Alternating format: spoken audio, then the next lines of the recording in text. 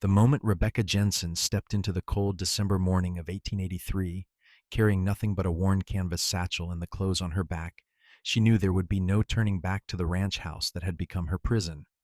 Her boots crunched through fresh snow as she glanced over her shoulder one final time at the dark silhouette of the homestead where her husband lay buried these past 3 months, where his father had made every waking hour a living hell since the day she had arrived as a bride. The wind bit at her cheeks as she hurried toward the tree line, her breath forming white clouds in the frigid air. Dawn had not yet broken over the Montana territory, and the darkness provided cover she desperately needed. Behind her, somewhere in that house, old Thomas Donovan would eventually wake and discover her gone. She did not want to think about what his rage would look like then. Her marriage to William Donovan had been brief and tender, a whirlwind courtship in Miles City, where she had worked as a seamstress in Mrs. Patterson's dress shop. William had been kind and gentle, nothing like the hardened cowboys who typically passed through town. He had courted her properly, bringing wildflowers and speaking of building a future together on his family's cattle ranch. She had been 20 years old and full of hope when she had accepted his proposal, believing she had found a good man who would give her the life she dreamed of. The wedding had been simple, held in the small church with half the town attending. William had looked so proud standing beside her, his sandy hair combed back, his smile bright with promise. They had moved to the ranch immediately after, and that was when Rebecca first met Thomas Donovan. The old man had taken one look at her, and his face had turned to stone. Throughout the wedding supper he had prepared at the ranch, he had barely spoken to her, addressing all his comments to William, as though she were not even present. When William had shown her to their room that night, he had apologized for his father's coldness. "He hasn't been the same since my mother died," William had explained, holding her hands in his. "Give him time.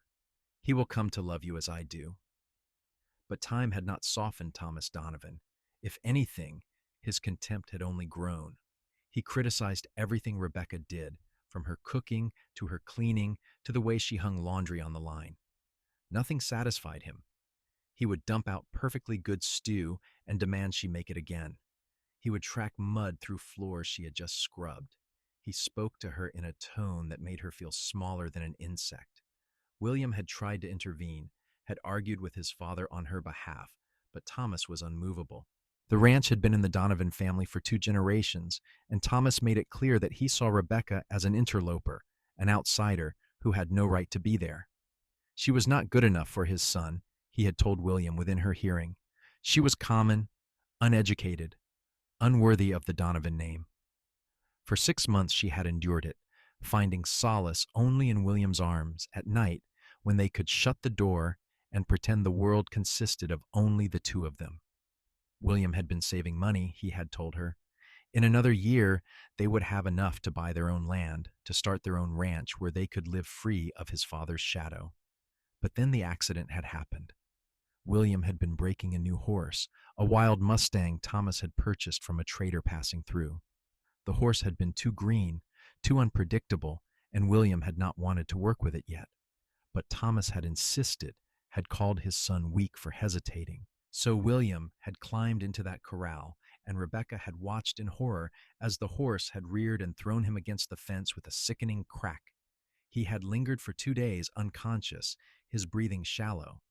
Rebecca had sat by his bedside the entire time, holding his hand, praying to God to spare him.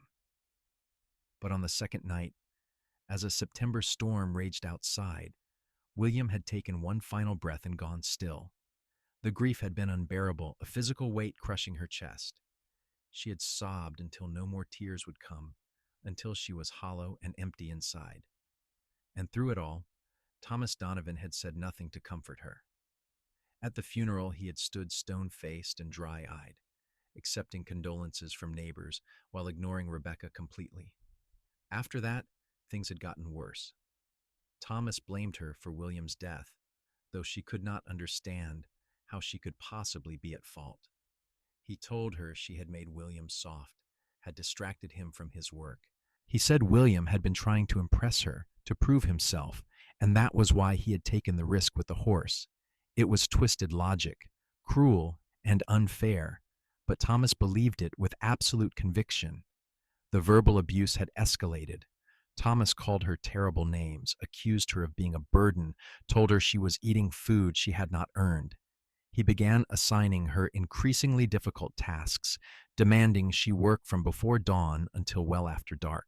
When she made meals, he complained they were inedible, though he ate them anyway while glaring at her across the table. He refused to pay her anything for her labor, said she owed him for the roof over her head. Rebecca had written to her parents back in St. Louis, but they had little to offer. Her father had been injured in a factory accident and could not work. They were struggling to survive themselves and had no means to send her money for a train ticket. She had no siblings, no other family to turn to. The women in town who might have helped her were too far away, and she had no way to reach them without Thomas knowing. She had been trapped. Then, 2 days ago, Thomas had struck her. She had burned the biscuits, too exhausted from scrubbing floors all day to pay proper attention to the oven. Thomas had picked up the pan and thrown it across the kitchen, then grabbed her by the arm hard enough to leave bruises. He had shaken her like a rag doll, his face purple with rage, screaming that she was useless, that she should leave, that he never wanted to see her face again. For the first time, Rebecca had seen murder in his eyes. That night, lying in the small room that had been hers and William's, she had made her decision. She would take Thomas at his word. She would leave. She had no money and nowhere to go, but she would take her chances in the wilderness rather than stay another day under that roof. She had waited until Thomas was asleep, had packed what little she owned, and had slipped out into the December night. Now, as she pushed through the snow toward the tree line, her heart hammered with fear and exhilaration. The temperature was well below freezing, and she had at least 15 miles to cover before she reached Miles City. It would take her all day, possibly longer in these conditions, but she would make it. She had to. The sky was beginning to lighten when she heard the dogs barking behind her. Terror shot through her veins. Thomas was awake. He had discovered her absence and set the dogs on her trail.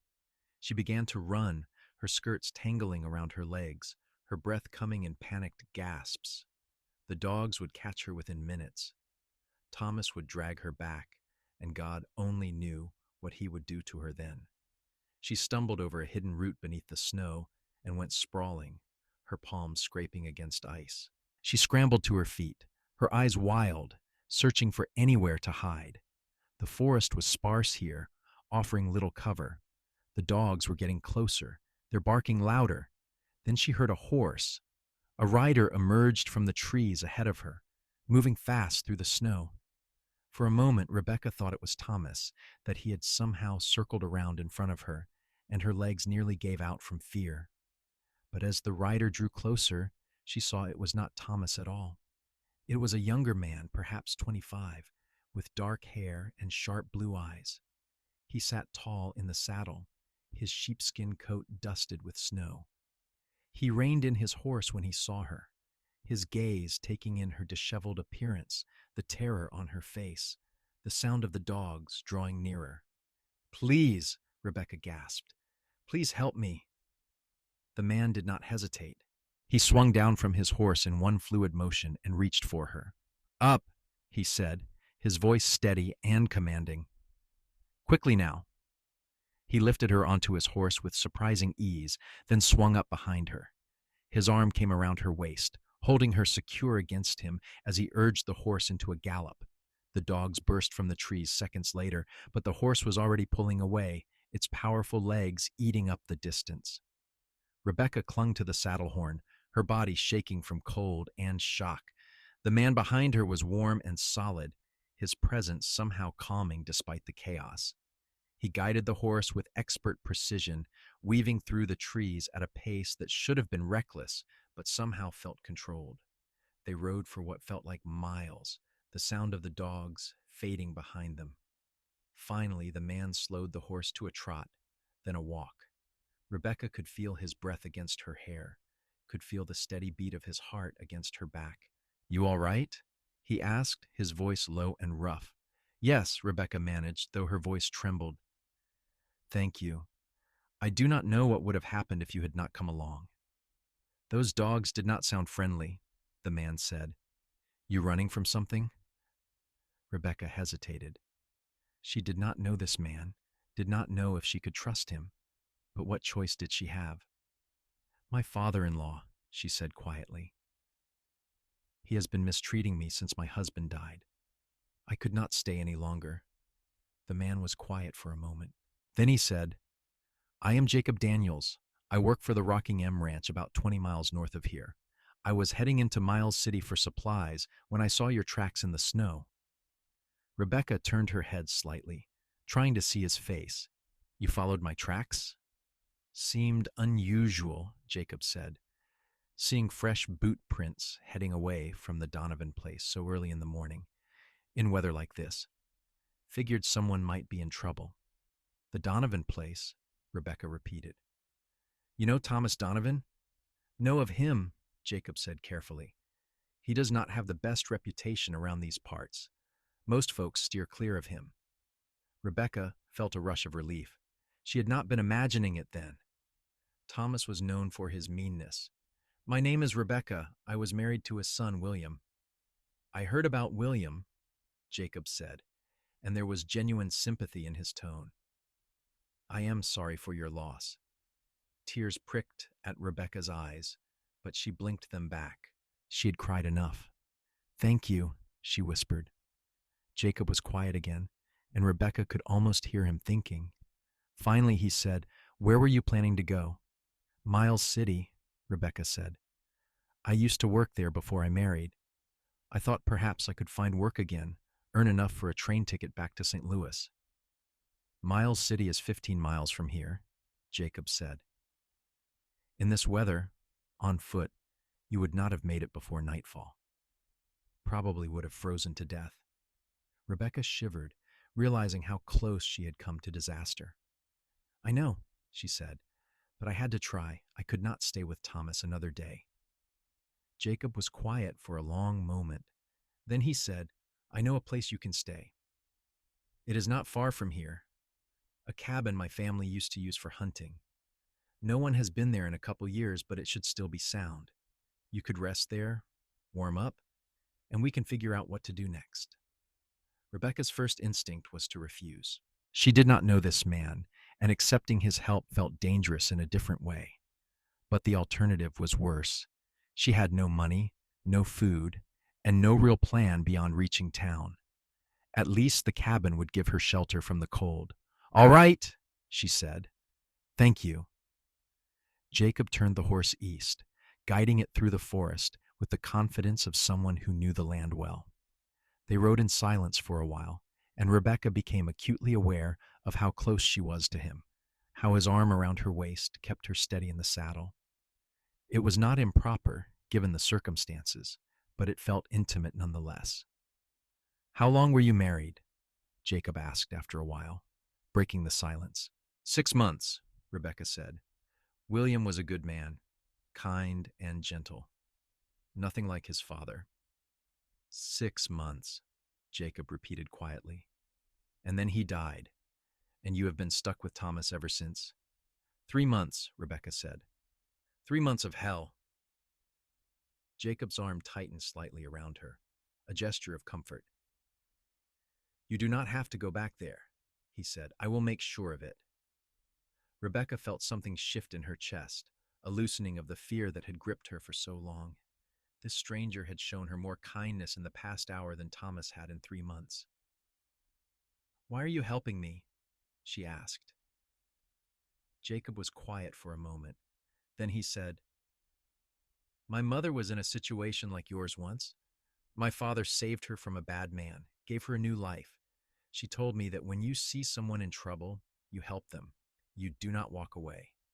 Your father sounds like a good man, Rebecca said. He was, Jacob said. He died 2 years ago. Heart gave out. But he taught me how to be decent, how to treat people right.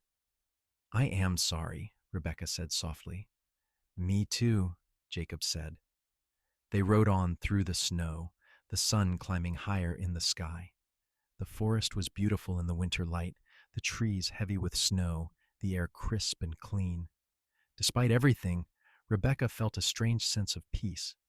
She was free of Thomas, at least for now. Whatever came next, it had to be better than what she had left behind. The cabin appeared through the trees, a small, sturdy structure built from logs and nestled against a hillside. Smoke did not rise from the chimney, and the windows were dark, but the roof looked intact, and the door was still on its hinges. Jacob dismounted and helped Rebecca down, his hands steady on her waist.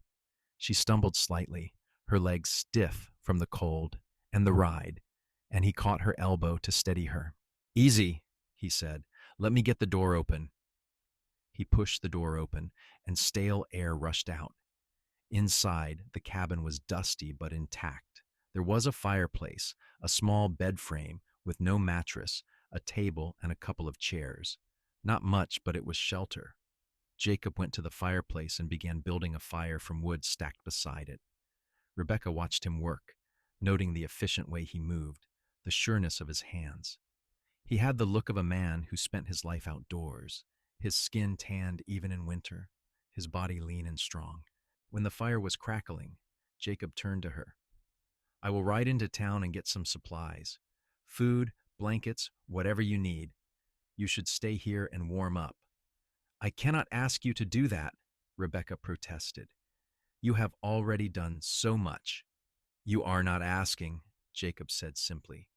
"I am offering. Besides, if Thomas is looking for you, Miles City is the first place he will go. Better if you stay out of sight for now." Rebecca's stomach clenched. She had not thought about that. Of course Thomas would go to town looking for her. He would check with the sheriff, with the shops, with anyone who might have seen her. "What if he finds me here?" she asked, fear creeping back into her voice. "He will not," Jacob said firmly. "This place is off the main trails. Only my family knows about it, and no one else comes out this way. You are safe here." Rebecca wanted to believe him. She needed to believe him. "What about you?" she asked. "What if he sees you in town and asks questions?" "I will be careful," Jacob said. "Thomas does not know me. I have never had dealings with him. If he asks around, no one will connect me to you." It seemed like a risk, but Rebecca had no better options. She nodded slowly. "All right, but please be careful." Jacob gave her a small smile, the first she had seen from him. It transformed his face, softening the hard lines and making him look younger. "I will be back before dark," he promised. He left, and Rebecca stood by the fire, listening to the sound of his horse fading into the distance. Alone in the cabin, she finally allowed herself to relax. She sank into one of the chairs and stared into the flames, her mind racing. What had she done? She had fled her home with nothing, thrown herself on the mercy of a stranger, and now she was hiding in a cabin in the middle of nowhere. If Thomas found her, he would drag her back or worse. And if he did not, what then? She still had no money, no way to support herself. But as she sat there, warming her frozen hands by the fire, Rebecca realized something. For the first time in 3 months, she did not feel afraid. The constant knot of tension in her stomach had loosened. She was not waiting for Thomas to yell at her, to hit her, to make her feel worthless. She was alone, yes, but she was free. And Jacob Daniels had helped her. A stranger who had followed her tracks in the snow and saved her from Thomas's dogs. A man who had asked nothing in return, who had simply seen someone in need and acted. There were still good people in the world, Rebecca realized. She had just forgotten that while living under Thomas's roof. The hours passed slowly. Rebecca explored the cabin, finding a few old blankets in a chest, some rusted cooking pots, a lantern with a little oil still in it. She tidied up as best she could, sweeping away dust and cobwebs, trying to make the space feel less abandoned. It gave her something to do, a way to keep her mind occupied. As the afternoon light began to fade, she heard a horse approaching. Her heart jumped into her throat, fear flooding back. What if it was not Jacob? What if Thomas had somehow found her? But when the door opened, It was Jacob carrying a large pack over his shoulder. He looked windswept and cold, but his expression was calm. Got everything you should need, he said, setting the pack on the table. Food, blankets, some clothes that might fit you. The lady at the general store helped me pick things out. Rebecca stood, relief washing over her.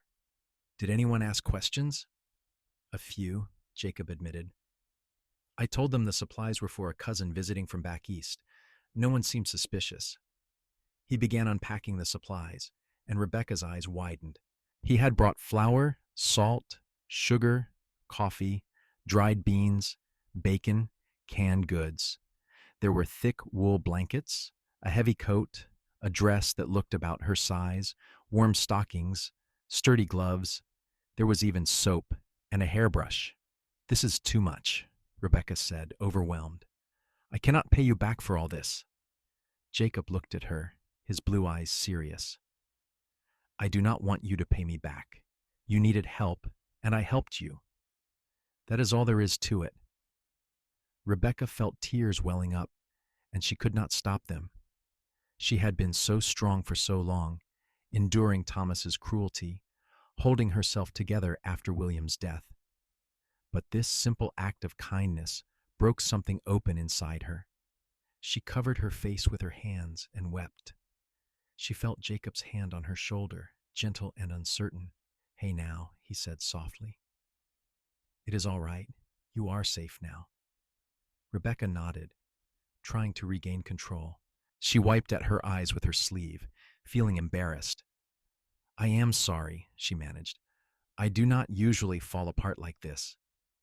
You have been through hell, Jacob said quietly. You are allowed to cry. Rebecca looked up at him, seeing the compassion in his face. He was not mocking her or judging her. He was simply there, solid and steady. Thank you, she whispered. For everything. Jacob nodded. I need to get back to the ranch before they wonder where I have been all day. But I will come back tomorrow, check on you, bring more firewood if you need it. You do not have to do that, Rebecca said, though part of her desperately hoped he would. I know, Jacob said, but I will anyway. He turned to go, then paused at the door. Lock this behind me, he said. And if anyone comes around who is not me, you hide. There is a root cellar out back, behind the cabin. Lift the door and climb down. It is not comfortable, but it is hidden. Rebecca nodded, committing his instructions to memory. I will. Jacob gave her another small smile, then left. Rebecca locked the door as he had instructed, then leaned against it, her heart pounding. She was alone again, but this time she had food, warmth, and the knowledge that someone cared enough to help her.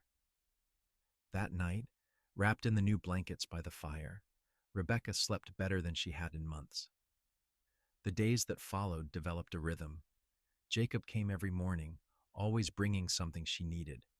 Sometimes it was firewood, sometimes food, sometimes just his company. He would stay for an hour or two, helping her with tasks around the cabin, making sure she was safe and warm. They talked during those visits, cautiously at first, then with growing ease. Jacob told her about his work at the Rocking M, about the cattle drives, and the hard life of a cowboy. He told her about his mother, who still lived on a small homestead near the ranch, and about his father, who had taught him everything he knew about horses and honesty. Rebecca told him about her life before William, about growing up in St. Louis, about working in the dress shop and dreaming of a better future. She told him about her marriage, about the brief happiness she had known with William, and the nightmare that had followed his death. She found it easy to talk to Jacob, easier than it had been with anyone in a long time. Do you think Thomas is still looking for me? She asked one morning, about a week after she had fled. Jacob was splitting wood outside the cabin, his axe coming down with steady, powerful strokes. He paused, wiping sweat from his brow despite the cold. Probably, he said honestly, but he has not come around here. I asked around town carefully, and word is he reported you missing to the sheriff, claimed you ran off in the middle of the night. Sheriff does not seem too interested in finding you, though. I think folks know what Thomas is like. Rebecca felt a mix of relief and anxiety. What if he does not give up? What if he keeps looking? Jacob set down the axe and came to sit beside her on the step. Then we will deal with it when it happens. But Rebecca, you are legally an adult. You are not his property. Even if he found you, he could not force you to go back. You do not know what he is like, Rebecca said quietly. He does not care about the law. Jacob was quiet for a moment. Then he said, "If it comes to that, I will protect you. I promise." Rebecca looked at him, seeing the determination in his face. She believed him. This man who had started as a stranger had become her protector, her friend. And maybe she was beginning to realize something more. She had started noticing little things about him. The way his eyes crinkled when he smiled. The way his hands were rough but gentle. The way he listened when she spoke. Really listened, as though her words mattered. She found herself looking forward to his visits, found herself disappointed when he had to leave. It was too soon, she told herself. William had only been dead 3 months. She should not be having these feelings for another man. But grief, she was learning, was complicated. She could mourn William and still feel drawn to Jacob. The two things could exist together. One afternoon, as snow fell softly outside, Jacob taught her how to shoot his rifle. They set up targets against the hillside, and he stood behind her, guiding her hands, showing her how to sight down the barrel. "Keep your breathing steady," he murmured, his voice close to her ear. "Squeeze the trigger gently. Do not jerk it." Rebecca fired, and the shot went wide. She laughed, embarrassed, but Jacob just smiled. "Try again. You will get it." She fired again, and this time the bullet hit closer to the target. Jacob squeezed her shoulder in approval. "There you go. You are a natural." Rebecca turned her head to look at him and realized how close they were standing. His face was inches from hers, his blue eyes warm. For a moment, neither of them moved. Then Jacob stepped back, clearing his throat. "You should practice every day," he said, his voice a little rough. "Just in case." "In case of what?" Rebecca asked, though she knew the answer. "In case Thomas comes," Jacob said quietly. "Or in case you need to hunt for food. Or just in case." Rebecca nodded, understanding. The world was dangerous, especially for a woman alone. She needed to know how to protect herself.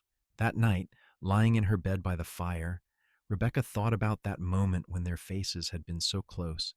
She thought about how her heart had sped up, how she had wanted him to lean in and close the distance. It was wrong, she told herself. She was a widow. She should be mourning, not yearning for another man's touch. But William was gone, and Rebecca was still alive. 2 weeks after she had fled Thomas's ranch, a blizzard rolled in.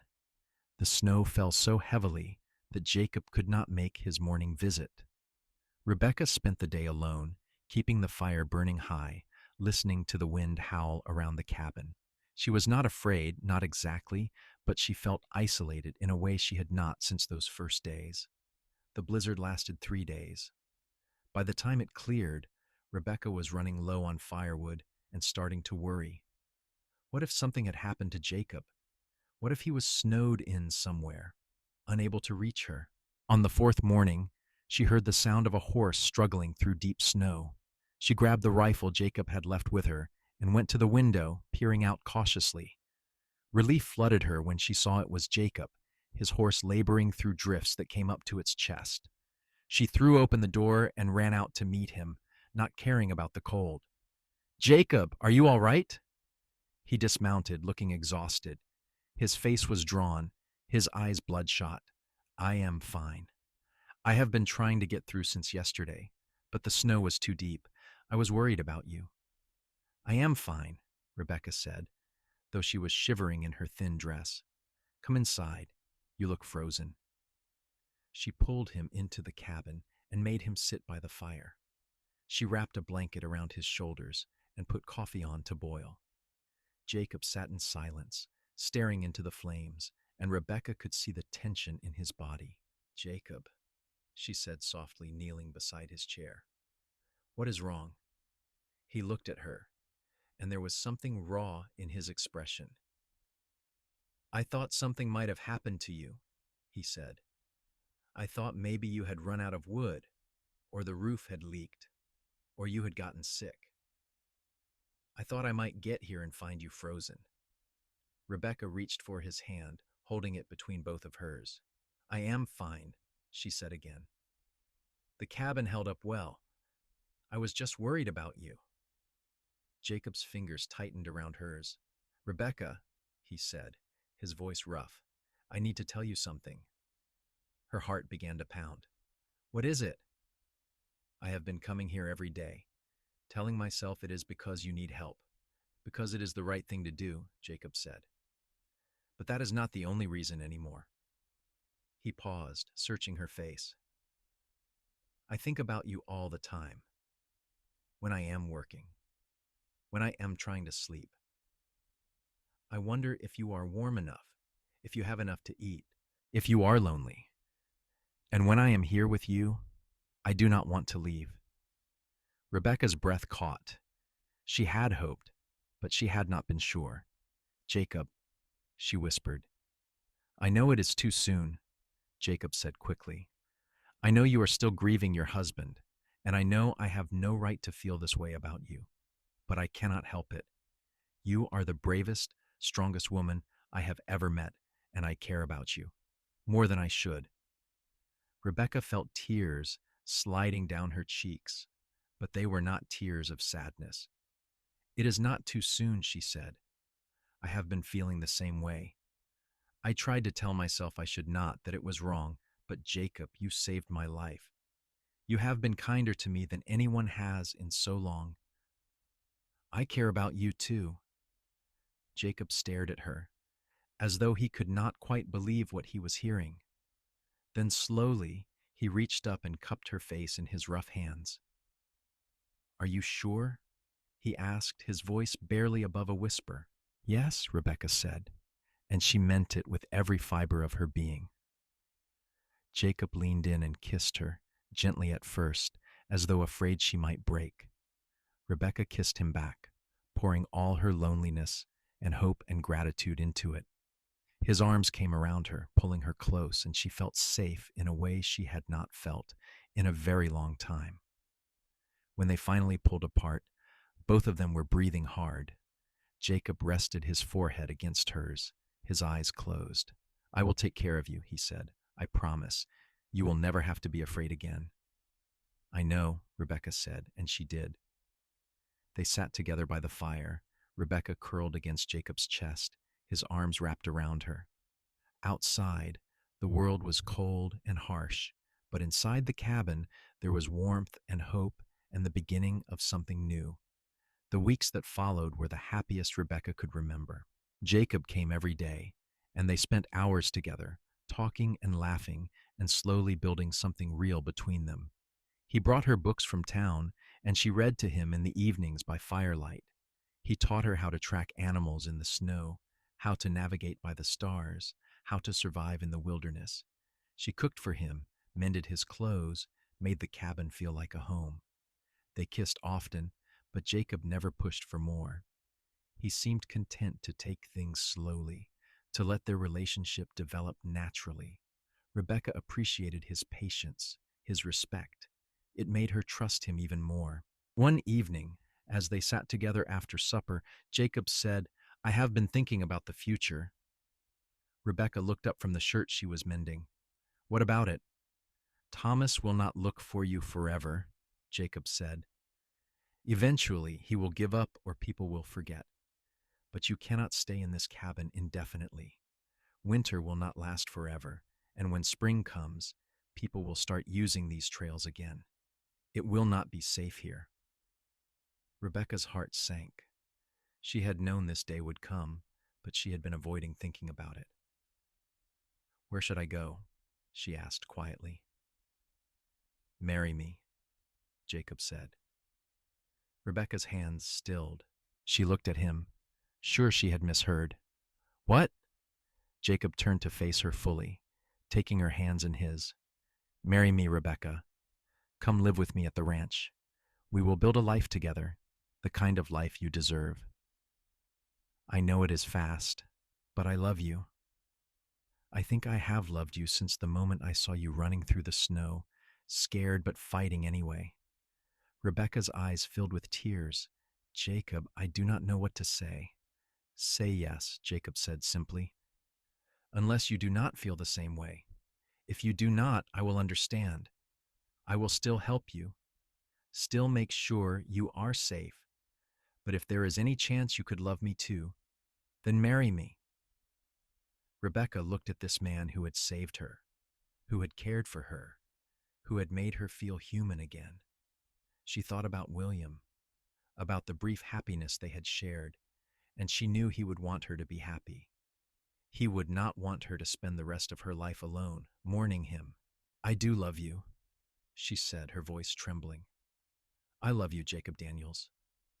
Jacob's face broke into the widest smile she had ever seen. He pulled her into his arms, lifting her off the ground and spinning her around. She laughed, clinging to his shoulders, feeling lighter than air. We will do it right, Jacob said, setting her down, but keeping his arms around her. We will go to Miles City, get married in the church. I want the whole world to know you are mine. What about Thomas? Rebecca asked, anxiety creeping back in. Thomas has no claim on you, Jacob said firmly. You are a widow. You can marry whoever you want, and if he tries to cause trouble, I will deal with him. Rebecca nodded, trying to push away her fear. Jacob was right. She was free to make her own choices now. They made plans. Jacob would take her to his mother's homestead first, introduce them properly. Then they would go to town, buy a dress for the wedding, speak to the preacher. It would be a small ceremony, just the two of them and a few witnesses, but it would be legal and binding. 2 days later, they set out on horseback, Rebecca riding behind Jacob with her arms around his waist. The journey to his mother's place took half a day, and Rebecca grew increasingly nervous as they rode. What if Jacob's mother did not like her? What if she thought Rebecca was moving too fast, replacing her dead husband too soon? But when they arrived at the small, neat homestead, Jacob's mother came out to greet them with a warm smile. She was a handsome woman in her 50s with gray streaked hair and kind eyes. Mother, this is Rebecca, Jacob said, helping Rebecca down from the horse. The woman I told you about. It is good to finally meet you, his mother said, pulling Rebecca into a hug. Jacob has talked of nothing else for weeks. Rebecca felt herself relax. It is good to meet you too, Mrs. Daniels. Call me Martha, Jacob's mother insisted. Come inside. You must be frozen. Inside the cozy house, Martha fed them stew and bread while Jacob explained everything that had happened.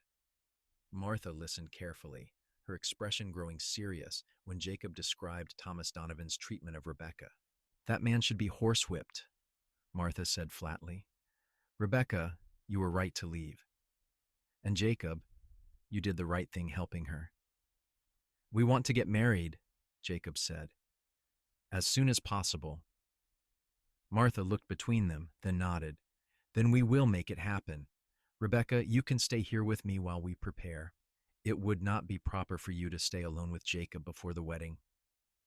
Rebecca had not thought about propriety, but Martha was right. She nodded. Thank you, you are very kind. Over the next week, Martha and Rebecca prepared for the wedding. Martha had a dress that had been her own mother's, carefully preserved in a trunk. With some alterations, it fit Rebecca perfectly.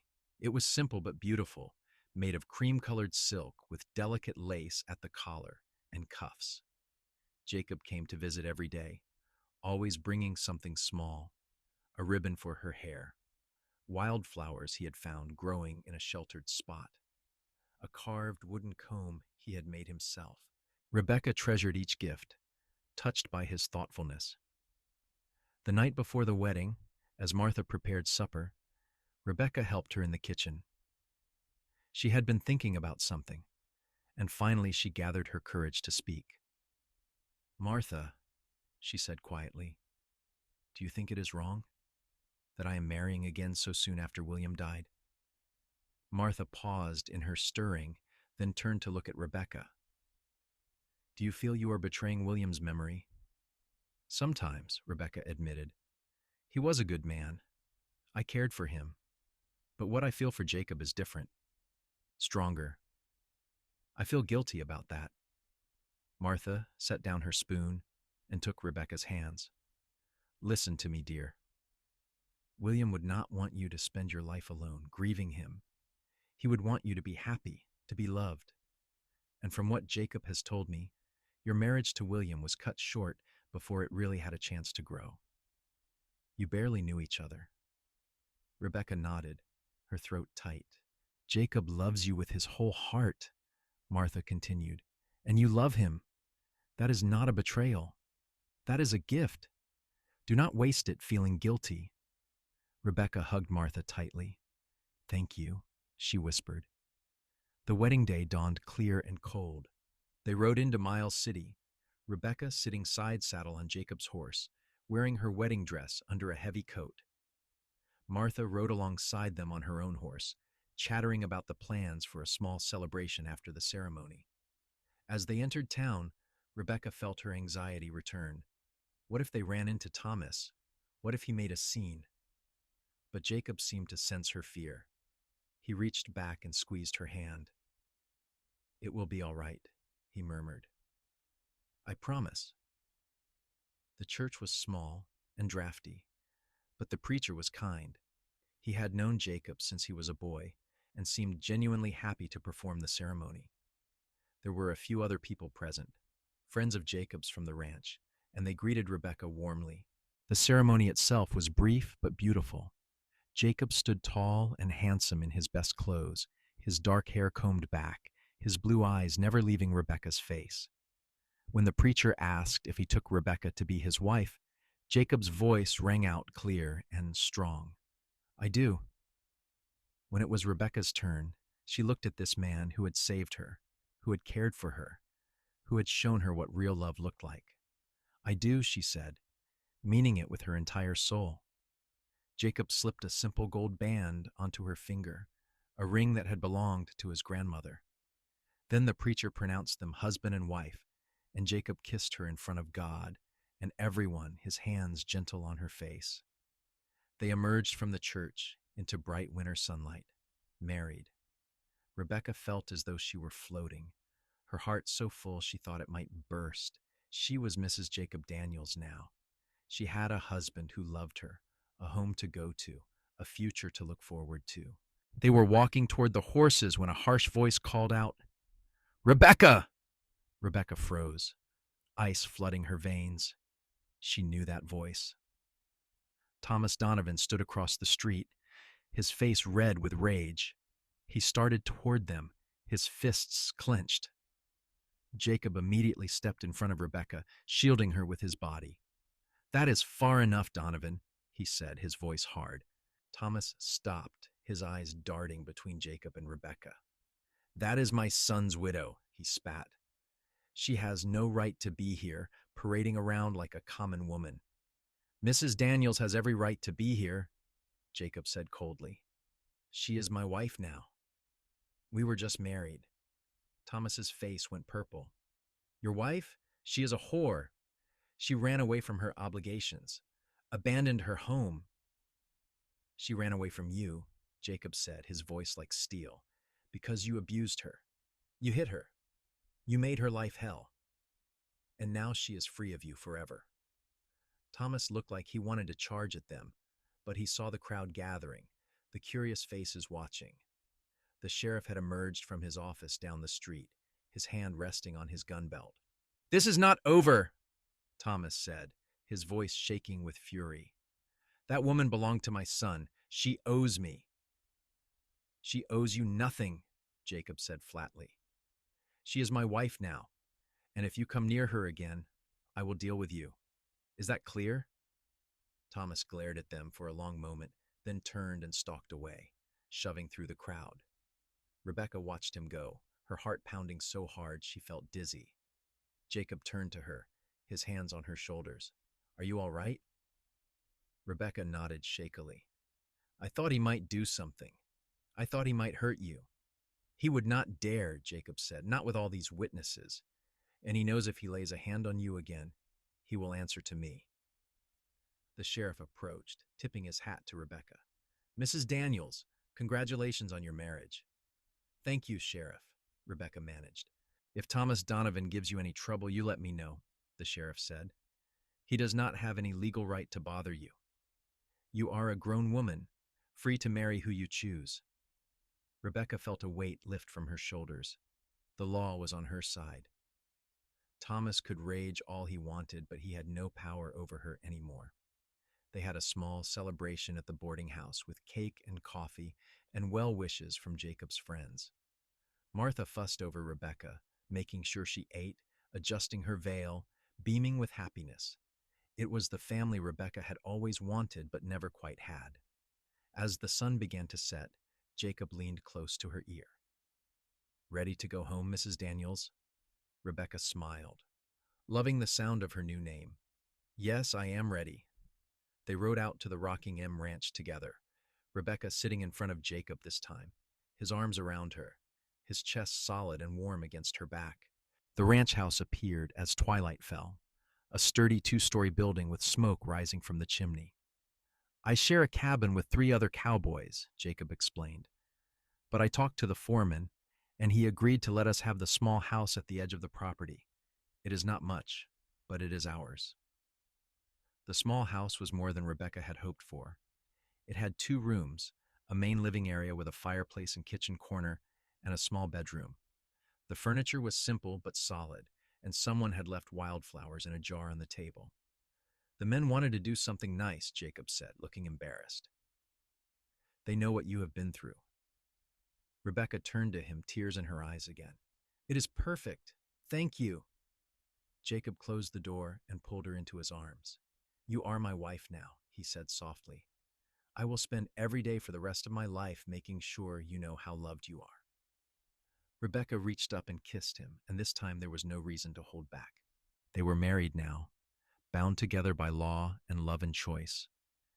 Jacob lifted her into his arms and carried her to the bedroom, laying her gently on the bed. That night, they made their marriage real in every way. Jacob was tender and patient, his hands gentle as he undressed her, his eyes full of wonder as though he could not quite believe she was his. Rebecca gave herself to him completely, trusting him in a way she had never trusted anyone. Afterward, they lay tangled together under the quilts, the fire crackling in the other room. Jacob traced patterns on her shoulder, his touch soft and reverent. I love you, he murmured. I will never stop loving you. I love you too, Rebecca whispered, meaning it with her whole heart. The months that followed were the happiest of Rebecca's life. She settled into life on the ranch, making their small house into a real home. She cooked and cleaned and sewed, but this time she did it with joy, because it was for Jacob and for herself. She got to know the other cowboys, who treated her with respect and kindness. She visited Martha often, and the 2 women became as close as mother and daughter. Jacob was everything a husband should be. He worked hard all day, but he always came home to her in the evenings, tired but smiling. He listened when she talked, laughed at her jokes, held her when she needed comfort. He made her feel cherished and valued in a way she had never experienced before. In the spring, Rebecca discovered she was pregnant. She told Jacob one evening after supper, nervous about how he would react.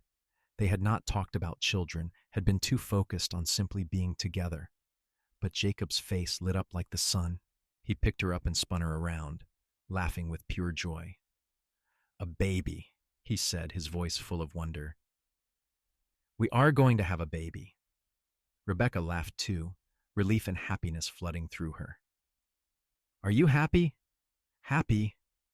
Jacob set her down and cupped her face in his hands. Rebecca, I am the luckiest man alive. I have you, and now we are going to have a child. I could not ask for anything more. The pregnancy was not easy. Rebecca was sick for the first few months. and the summer heat made her uncomfortable. But Jacob was patient and attentive, bringing her cool water, rubbing her feet when they swelled, reading to her when she could not sleep. Martha came to stay with them as Rebecca's time drew near, wanting to be there to help.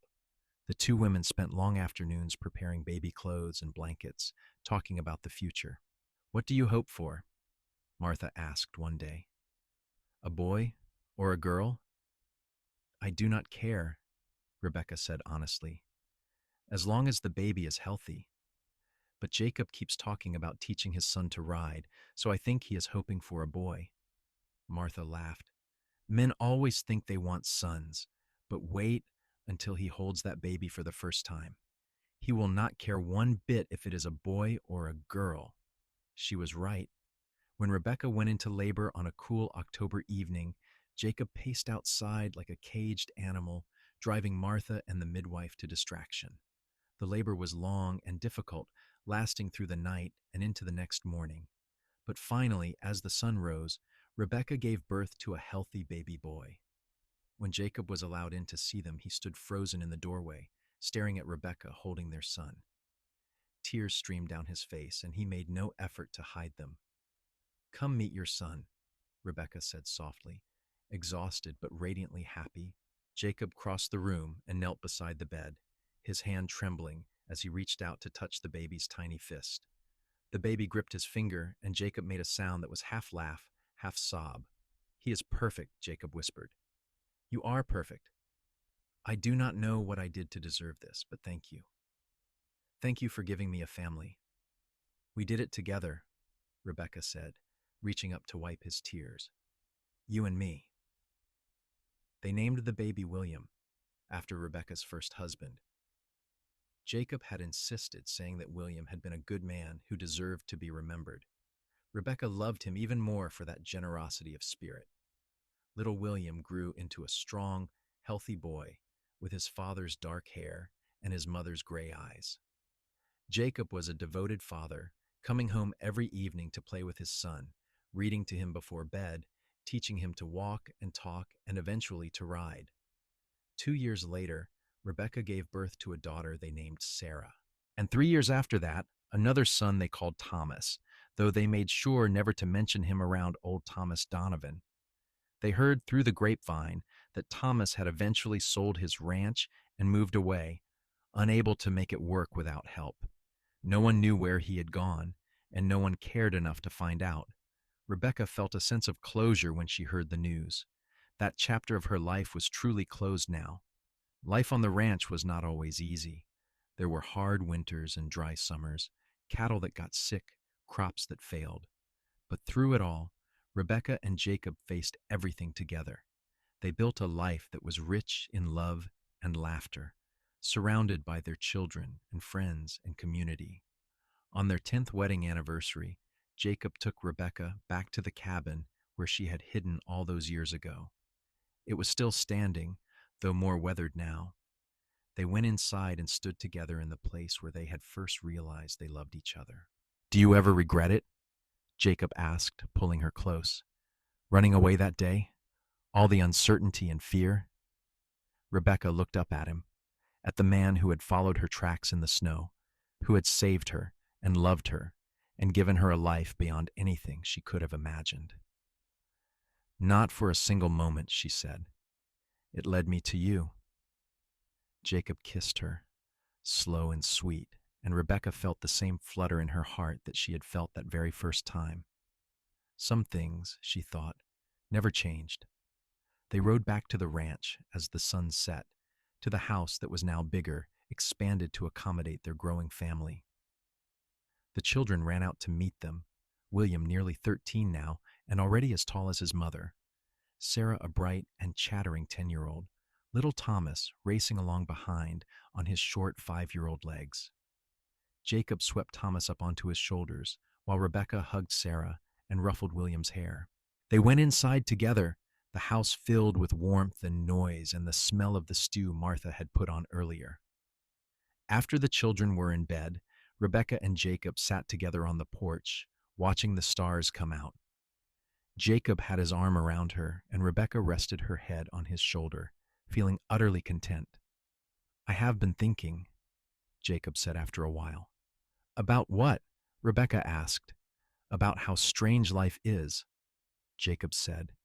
If William had not died, if Thomas had not been cruel, if I had not decided to follow those tracks in the snow that morning, none of this would exist. Our children would not exist. Rebecca was quiet, thinking about the alternate life she might have lived. If William had lived, she would still be on that ranch, probably still enduring Thomas's presence. She would never have known Jacob, never have experienced this kind of love. It was a sobering thought. I am grateful William was kind to me, Rebecca said slowly, and I will always be sad that he died so young. But I cannot regret what came after. I cannot regret you or our life together. Neither can I, Jacob said, kissing the top of her head. Neither can I. The years continued to pass, each one bringing new challenges and new joys. William grew into a fine young man who worked alongside his father on the ranch. Sarah became a teacher in Miles City, beloved by her students. Thomas showed a gift for working with horses, and neighbors began bringing their most difficult animals for him to train. Jacob's hair turned gray at the temples, and lines appeared around his eyes and mouth. Rebecca found silver threads in her own hair, and noticed that her hands were not as steady as they once were. But they were happy, growing old together, surrounded by the life they had built. Martha lived to see her grandchildren grown, passing away peacefully in her sleep at the age of 78. They buried her on a hillside overlooking the ranch, and Rebecca wept for the mother-in-law who had been more of a mother to her than her own had ever been. When William married a sweet girl from town and gave them their first grandchild, Rebecca held the tiny baby girl and thought about how far she had come. She had been that terrified young woman fleeing through the snow, convinced she had nothing left to live for. And now look at her life. Look at what she had. What are you thinking about? Jacob asked, coming up behind her and wrapping his arms around her and the baby. About that morning you found me, Rebecca said. About how you saved my life. You saved mine too, Jacob said quietly. I did not realize how empty my life was until you filled it up. Rebecca turned in his arms, careful not to jostle the sleeping baby, and kissed him. After 25 years of marriage, his kisses still made her heart race. I love you, she said. I love you too, Jacob replied. Always have, always will. They stood there together, holding their grandchild, looking out over the ranch that had been their home for so many years.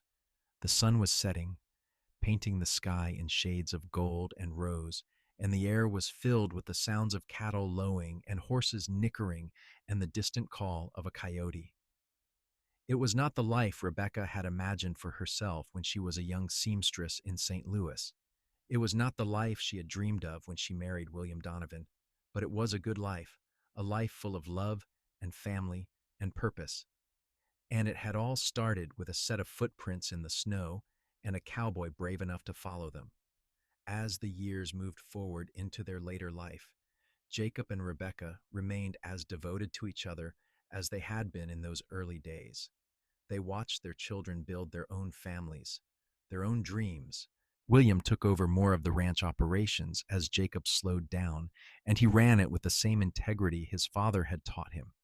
Sarah's schoolhouse became a cornerstone of Miles City, and parents competed to have their children in her classes. Thomas started his own horse training business and gained a reputation throughout Montana Territory for his skill and patience. On their 40th wedding anniversary, the whole family gathered at the ranch for a celebration.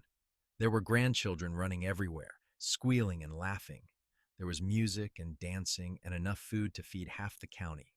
Jacob and Rebecca sat in chairs of honor, watching the festivities with smiles on their weathered faces. 40 years, Rebecca marveled, her hand clasped in Jacob's. It seems impossible. Best 40 years of my life, Jacob said, bringing her hand to his lips and kissing it gently. Their grandson, William's eldest boy, came running up with a question. Grandma, Grandpa, tell us the story again about how you met. The other grandchildren gathered around, as they always did when this story was requested. Rebecca and Jacob exchanged a glance, and Rebecca began. It was the coldest December morning, she said, and I was running away from a very bad situation. I was scared and alone, and I did not know if I would survive the day. And then Grandpa found you, one of the little girls interrupted, bouncing with excitement. That is right, Jacob said, taking over the story. I saw tracks in the snow, heading away from where anyone would sensibly go. So I followed them, and I found your grandmother, the bravest woman I had ever seen. And you fell in love, another grandchild said.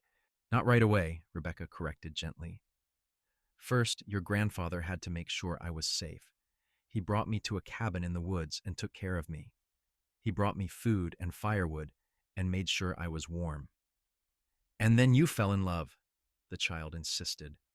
Rebecca laughed. Yes, then we fell in love, and we got married, and we built this ranch together, and we had your parents, and now we have all of you. The children seemed satisfied with this abbreviated version of the story. They ran off to play, and Rebecca and Jacob were left alone again.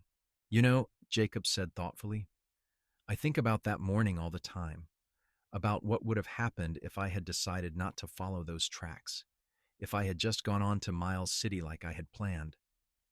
I would have frozen to death, Rebecca said matter-of-factly, or Thomas's dogs would have caught me. I would have lost the best thing that ever happened to me, Jacob said. And I would never have even known it. Rebecca squeezed his hand. But you did follow them. You chose to help a stranger, and that choice changed both our lives. Best choice I ever made, Jacob said. As the sun set on their anniversary celebration, casting long shadows across the ranch, Rebecca thought about the journey that had brought her here. She thought about William, her first husband, gone now for 43 years. She hoped he had found peace wherever he was. She thought about Thomas Donovan, who had been so cruel, and she found that she did not hate him anymore. He had been a bitter, broken man, and while his actions had been unforgivable, they had also set her on the path to Jacob. She thought about that terrified young woman who had fled into the snow with nothing but hope and desperation driving her forward. That woman had been so lost, so convinced that her life was over. If only she could go back and tell her younger self that it would all work out. That happiness was waiting just around the corner in the form of a dark-haired cowboy with kind blue eyes. But perhaps it was better not to know. Perhaps the journey meant more because of the fear and uncertainty. Perhaps love was sweeter because it came after such darkness. What are you thinking about? Jacob asked, as he had asked her thousands of times over the years. About how lucky I am, Rebecca said simply. About how much I love you. I love you too, Jacob said, pulling her close. Every single day I love you more. They sat together as the stars came out, surrounded by the sounds of their family, their legacy.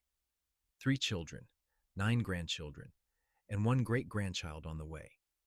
A ranch that thrived, a community that respected them, a life that had been built on love and trust, and the courage to keep going even when things seemed impossible. It was not the life Rebecca had expected, but it was more than she had ever dreamed of. And it had all started with footprints in the snow, and a cowboy who had cared enough to follow them. Years later, when Jacob fell ill, Rebecca sat by his bedside just as she had once sat by William's all those decades ago. But this time was different.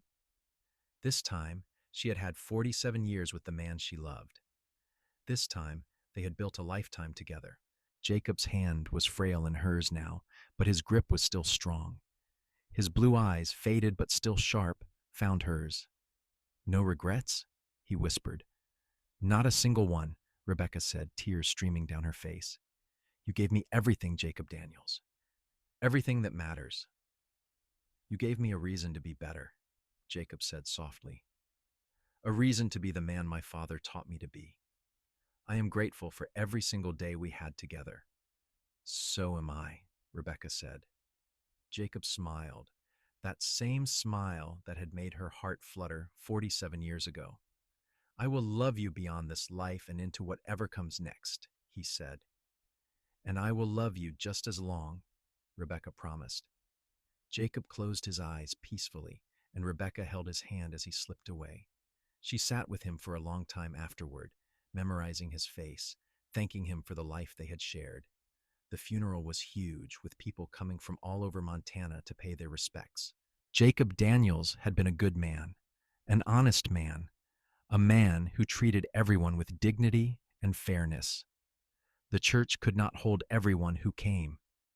Rebecca stood at the graveside, flanked by her children and grandchildren, and she thought about the circle of life.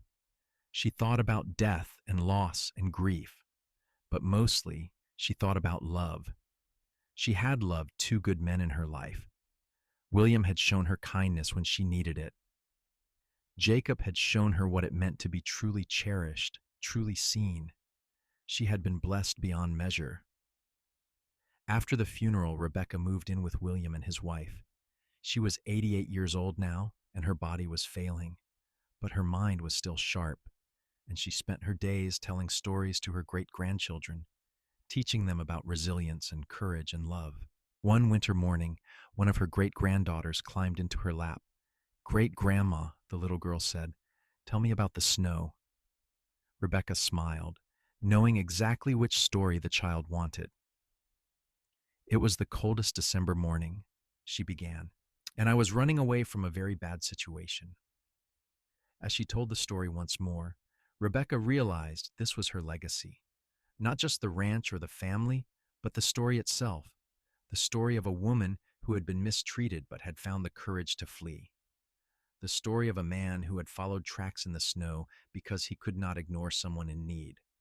The story of two people who had found each other against all odds and built a life together.